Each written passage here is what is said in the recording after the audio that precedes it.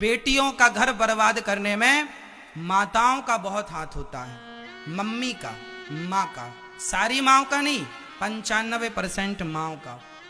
क्या गलती होती है रिश्तों में, बताता हूं। बताओ किसके घर में झगड़ा नहीं होता, ये बताओ। ऐसा कोई घर है जिसके घर में झगड़ा ना हो? अरे सबके घर में झगड़ा होता है, लेकिन बेटी झगड़ा करके आई तो माँ ने बेटी का पक्ष तो सुन लिया। अरे माँ, तुम्हें समझाना चाहिए बेटा, तुम्हारा ससुराल ही तुम्हारा घर है। कोई छोटी छोटी बातों में, हाँ, बेटी के ऊपर कोई बड़ा अत्याचार हो रहा, कोई बड़ी बात हो तो आपका बोलना उचित है, बेटी का पक्ष लेना सही है। कब? जब कोई बहुत बड़ी मुसीबत बेटी पर पड़े। पर जरा जरा सी बात में तुम बेटी का पक्ष लोगी, और नहीं नहीं अब तो बेटी ससुराल जाएगी नहीं, मेरी बेटी क्या मेरे लिए बोझ है। इस तुम्हारे घमंड के चक्कर में कितनी बेटियां मायके की मायके में रह गई, लौट के नहीं गई ससुराल, तुम्हारे इस अहंकार के कारण। जो तुम बोलती थी मेरी बेटी बोझ है क्या, और तुम तो मर जाओगी अभी कुछ दिन बाद। तुम्हारी बेटी, मैं तुम बेटियों से भी कह रहा हूं कि जो तुम अपने पति को छोड़कर माँ के पास चली जाती हो ना, तो माँ जब मर जाएगी तो बताओ कहां रहोगी? तुम्हारा भाई, तुम्हारी भौजाई तुम्हें जीवन भर रोटियां देंगे? भौजाई ताने मारेगी कि अपने पति की तो हो ना सकी, मेरी हो जाएगी। खा लो, सहन कर लोगी ताने भाई भौजाई के। इसलिए हाथ जोड़ता हूं, रिश्तों को बना लेना सरल है, निभा लेना कठिन है। आज भारत में रिश्तों को निभाना सिखाया ही नहीं जाता। हमारी रामचरितमानस में लिखा है, जब माता सीता विदा हो रही थी तो माता सीता की मां समझा रही हैं, बेटी आज से तेरा पति ही तेरा भगवान है, आज से हम तेरी मां नहीं, तेरी सास तेरी मां है, तेरा ससुर तेरा पिता है। पहले की मां अपनी बेटी को विदा करने से पहले समझाती थी, बेटी अब तेरा मरा हुआ शरीर वापस आएगा तो रख लूंगी, पर जीते जी वापस ना आना। अब ससुराल ही तेरा घर है, वहीं जीना है, वहीं मरना है।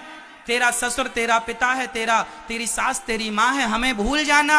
और दो बातें घर में होती हैं बेटी, चुपचाप सहन कर लेना, सास को उत्तर ना देना, जिठानी को उत्तर ना देना, बर्दाश्त करना बेटी। रिश्तों में बर्दाश्त करना होता है, सहन करना बेटी, सहन करना होता है। तब की माँ कहती थी बेटी सहन करना, और आज की बेटी कहती है कुछ भी हो बताना, गुंडे भिजवाऊंगी। तो ऐसे में तुम रिश्ते चला लोगी? बेटियों के रिश्ता काहे बर्बाद कर रही हो? क्यों बेटियों की दुश्मन बनी पड़ी हैं ये माताएं? बताओ, रिश्तों को चलाने में समझदारी चाहिए कि नहीं? और सबसे जरूरी चीज है सहनशीलता। बताओ, रिश्तों में सहन करना जरूरी होता है कि नहीं? अरे पति भी डांटता है, कई बार तो गाली दे देता है पत्नी को, तो क्या तुम भी पति को गाली दे दोगी? इससे तुम समझदार कहलाओगी? कुत्ते ने तुम्हें काटा तो तुम भी काट लो, हिसाब बराबर।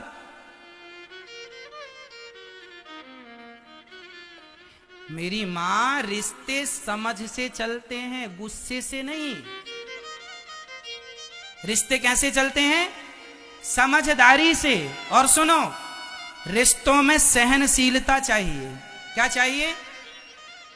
जोर से बोलो, और जोर से बताओ, आप सहनशील हो या नहीं?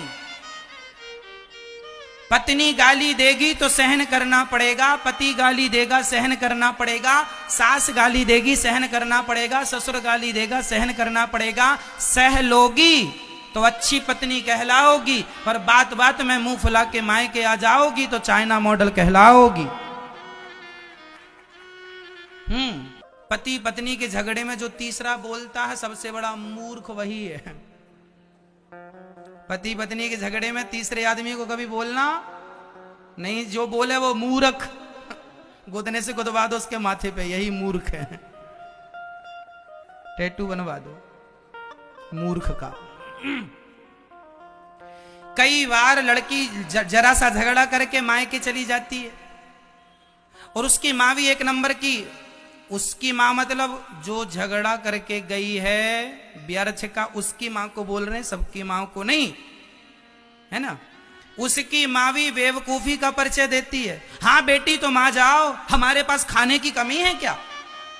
आ जाओ, यहीं रहना मायके में, और हम दामाद जी से बात करेंगे। क्यों दामाद जी, आपने हमारी बेटी को जरा सा भी सुख नहीं दिया? पति समझा रहा, सासू मां वो जरा सी बात पे लड़के चली गई है। अरे हम सब जानते हैं तुम कितने गहरे पानी में हो, लो भैया ये सासू माँ और घी डाल रही है आग में। स्वाहा, बेटी का सुख स्वाहा, बेटी का पति स्वाहा।